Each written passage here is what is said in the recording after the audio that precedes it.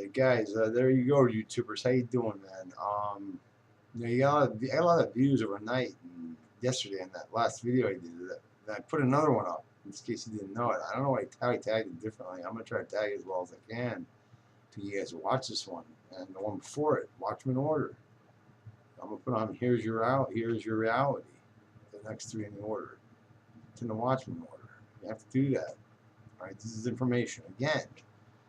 More information on, say, Greenwich, and as I can come up with it. I have to sort of, I'm talking from the hip now. I'm not writing this all down and going off a speech or something like one of your local politicians might do, or your mayor might do, or even an interview at the Stamford Police Force, like in front of their, they do all those interviews there with Channel 12 News, trying to look good, looking like a real city. Well, could we get the sewers fixed here? We have a sewer problem in Connecticut now, in Stamford, Connecticut now, maybe 30 years now. In my whole life, I don't know. I don't know that much, but I know about 30 years now. They didn't have a sewer problem there. Now, for a fact, at least 20 years. And they don't fix it. They just keep getting call 911 if you have a problem during a rainstorm. Well, I ain't gonna fix it. That's not the cure. You see, it's just a little. Man, we might come out. What's a fire hose gonna do? Suck the water backwards up it? No, it really can't. So it forces the water out. Sure, it puts out a fire, but you're not gonna sump up the entire street, are you? As it flows, as it backs up up the sewers and out onto the road. It's all raw sewage running down the road one day, down Summer Street, and then down 6th Street, meeting right at Summer Street, and all into my basement. Now, where that is, I won't mention, but into my basement. All through a bunch of basements it went. All right? Where these people live. Anyway, that ain't right. Certain people had to use their insurance to pay for that flooding, that flood damage. Well, that's not right. You see? It's just not right. Actually, the city should pay for it. The insurance company should be fully aware of it. But nobody knows better right now. A lot of foreigners and a lot of people that are new to the area come to New York City, come to Stamford City. There's New York City. They all come to cities. Well, they don't teach you everything, foreigners. They don't teach you everything you need to know about America. You may have a lot of knowledge upstairs about certain things. You study some of the things that we studied here. But you got to learn about America, too. So let me teach everyone about America and how it really works. Okay, that's what I'm teaching. Because no one really knows that one. And I happen to know that pretty well. Better than most people. I studied a lot of American history outside of school, where you learn it sort of a different way. You learn about American history itself. World history goes a lot back, a lot further than, say, what the American history goes back in time to. American history, too, in the beginning, there's a lot of, fighting and pummeling and war going on here over the land. All of Europe came here. So God knows who's who. I mean, there's raping and pillaging going on, all kinds of things going on, and pummeling. Just you don't even know. And some people ran west to get away from it all. All started on the East Coast, all that shit. Well, if you didn't know, most Europeans are born with the recessive gene to be an alcoholic. So on the East Coast, you can blame a lot of the crap that we go through on alcohol. Blame it on the alcohol. Don't drink. Don't get drunk. Never get drunk. Period. It's just as addictive as anything else. It's man-made. Now, pot isn't man-made. You pull it out of the ground, it starts flame to it, like food or anything else. You could actually throw it in your food. Then you can cook it one way or another, make tea out of it, whatever. Then the THC was released from the plant.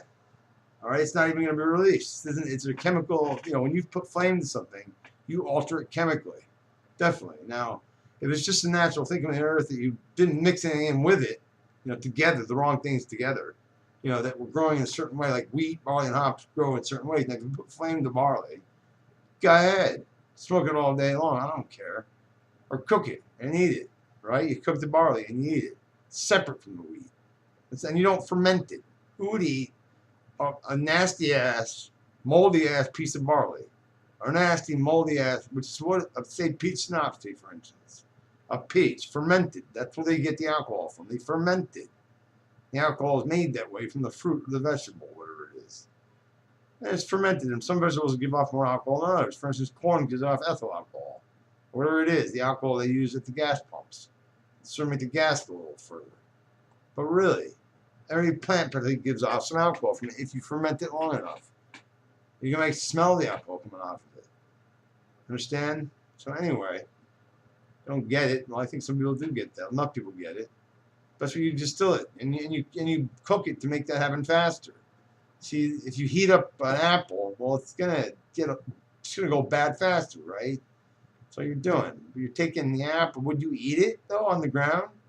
A fermented old apple, been rotting forever, and then had all mold all over it. That's basically a fermented apple. Only the alcohol from it is evaporating into the air. So all I was doing is catching the evaporated alcohol and then distilling it down into a bottle and calling it alcohol. Well, great, you get drunk off of that. Getting drunk off was a release, the methane, the alcohol released from a dying thing. You know, really, almost anything gives off alcohol when it dies. Any living thing does, to an extent, a burnable substance, alcohol, or say oil, like the dinosaurs did, and plants do. And depending on what that plant is or what that living thing is, it gives off a different type of sort of burnable substance. Well, most alcohol, regular alcohol, you can burn. Now, if you water it down enough, now you won't burn it. If you mix it with suds, you can't. But a lot of liquor, hard liquor, well, if you can burn it. That's how those guys that they spray. They don't use gasoline, but they use alcohol. They take an really strong alcohol, overproofed alcohol, or high proof alcohol. They spray it out of their mouth. They light on fire. Those fire breathing people that do that in some countries. Well, that's what they do. They use alcohol to do that with. They swig down, you see them do it. They swig some bottle, but they don't saw it. They just do their mouth. What do they do? And they spit it out somehow, and they got a match from it. I guess it takes some coordination. I don't know how you do that, but burn your hair off, but maybe some do. Very practice. I go, yeah, they learn it. But you know what I'm saying, man. Anyway, you want to poison yourself with alcohol, go ahead. It poisons the brain, it poisons the brain cells, it kills brain cells, all that kind of good stuff. But they're going to tell you that because they tried to get this off alcohol a long time ago. They tried to prohibit alcohol. What happened? It just went in the black market. They started making moonshine shit in the woods and shit like that. Well, can't you Europeans just stop that shit, or what would happen to you? Would you die from the DTs? Christ, I don't do it. I don't have a problem with alcohol, I never did. Well, the recessive gene doesn't lie with it. Me. Hey, my dad wasn't drinking when he had me. This is a drop of alcohol in the sperm or the egg. All it takes. One little droplet of alcohol. Just a droplet in that egg. Gets in there with the sperm and everything. It does get in there. Just a droplet if you've been drinking. Shit, that's all it takes. You know, we get beer goggles and we have sex together and the baby's born, we get married, all right, over the baby. We had a relationship over beer, alcohol. We developed that relationship, say, between two people. They're going to have a baby now. Well, that relationship was developed over alcohol, really. It's the alcohol tying them together, not the baby, really. But the baby comes along, and then that ties even more together, right? That's how you fell in love over a glass of alcohol. Well, I ain't no way to fall in love. I meet a girl without any of that in you. Go ahead, try it. I've done it. I mean, a girl doesn't need it to have a good time. If you don't need alcohol to have a good time, hey, let's hang out one day. Well, I don't need alcohol to be social. I need alcohol to open up. I need alcohol to laugh at a comedian. Most people in this country do need that. Well, at least the white folk do. Well, if you're European, you got a lot of European in you, which if you're Caucasian in this country, usually you do. English, that's the other thing. I don't care. If in England, they drink all that ale. Ireland, the ale, and the little bit of hard liquor. Further north you go, it's all hard liquor. Why? Because they want to keep people warm in this. They got to keep warm in the cold. Well, anyway, there's your alcohol lesson in a nutshell. Whatever. If you want to be European, you want to be dependent on alcohol, which you probably are at this point. You're born that way. See, over generations, it becomes in the genes. It just becomes part of you, part of your genetic makeup, that you're an alcoholic, basically. There ain't no change to that except over many generations. So start now, bitches. Stop the drinking. And maybe one day, there won't be any alcoholic stuff on the planet. Around here, I mean, it's always on the East Coast. I mean, most of them. I've been all over this country. Most of these alcoholics are right here in the tri-state area. And you get south, there's more to do. Less to drink, right? You don't need to drink as much. Well, give yourself something to do. So sit around all day and drink. Or sit around all night and drink. Just sit there and drink. Do something while you're drinking. Like, I always like to have a couple beers, sure. But dance, get on the floor and do a little dancing, or play a little pinball, or play a little video game, or shoot some darts. Or the one thing I noticed about Connecticut, most places, just a bunch of guys sitting around staring at each other drinking. But we can do it at the house for a lot less, can't we, guys? And really, or you like looking at each other. You like the way you look at each other? You like that? I like women. The only woman around here I see mostly is the bartender. Watch the chat and all the guys. What, stare at her and get drunk? Like, because you can't pick up your own? Because your eyes are all red and glazed over and shit? Because women like to see white eyes. Good, clear white eyes in the bar. They see a guy could take them home if they're drunk. Who'd be their escort. Who would actually be the designated driver. A real man is what a real woman wants. Well, I don't know if there's any real men or real women in Canada. Not many, that is. Has the money just gotten to all of you? Has the money gotten to this whole country? Has the fact that we're a very rich country, did we use it wisely? Did we save for a rainy day? Were we very conservative with our money? I don't think so. We just blew it. Every other country in the world. Saving every other goddamn country in the world from itself. And then look at us now. Where are we at? And where have we been for a while? If we're not 110% as a country, then we really can't help any other countries out, can we? If we're like 80%, say, well, you can't help another country who's at 80% get to 100%. You just can't. Let's help ourselves, man. If you want to help yourself, there's nobody else who can help you, right? So they say as an individual. If you won't help yourself, well, then there's no helping you. As a country, if we're not going to help ourselves a little bit, turn on what we got, basically what we got already. We can't just help ourselves. We can't help anybody else, period. And we definitely can't help. No one can help us. So it's up to us to help ourselves, really, in the end. And that's the same with any individual. Now, if you want to count on crap in a box, as far as the Democrats go, giving you crap in a box, Social Security, all that good stuff, crap in a box that you'll never make it on alone, well, go ahead, crap in a box that I don't want, even with a guarantee. I'd rather have a quality product with no guarantee. Just knowing that it's quality, like a quality job. There's no guarantee there you'll keep that quality job. That's up to you as an individual. But at least it's quality.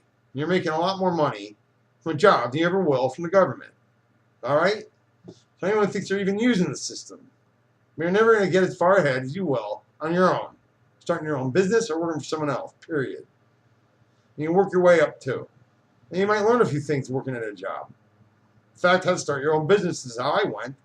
At 19, I had my own business, but I worked at a hardware store first. From there, I had a couple customers. I painted a couple garbage sheds we sold. The little wooden sheds you got, the cedar sheds. You might buy for your garbage. People buy that, hold the garbage cans in. You know, and I painted a couple. Then I painted my own house on the interior because I had the knowledge from the hardware store. Kind of do that, and what to use, the tools to use, and everything. They sold everything, from ladders to this to that. It was a small hardware store, kind of a family operation. A few partners, and mostly family. It was like family. Everyone knew everything there. It wasn't like Home Depot where you have your departments. You just had the hardware store. Well, I learned a lot there. I was there for like a year and a half, 2 years. Anyhow, long story short, that led to a painting business. No money down, painting business. All I got were a few cards my dad bought me, a few business cards. Came in with a great logo.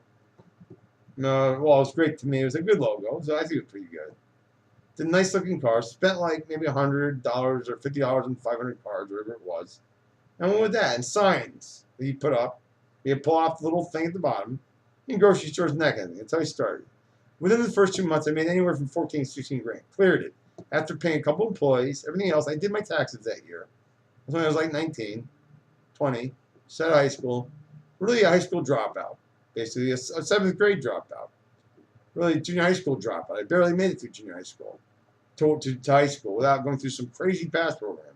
Where I take every goddamn class there was in 2 months basically. And not miss a day. And not even be late. Also I was out of it. I wouldn't make it. I was stuck in junior high school without all my friends. So of course I worked really hard to get there. I was about as hard as I ever worked in school. Really. I worked much harder in my life besides that one time. Not too much of hard work in school versus, I don't know, 8 years seemed okay to me or whatever it is. And I never went to college much. So, you know, to this day, it's still a bit of pain. Just get going. No money down. You may not have to. Maybe have other ideas for businesses that came along the way. On the way you get ideas, think about what you're doing for a living. Think about what you do with your around you. Like I know a chef, for instance. She came up with a new tool for chefing, for cooking, in the house or in the commercial kitchen.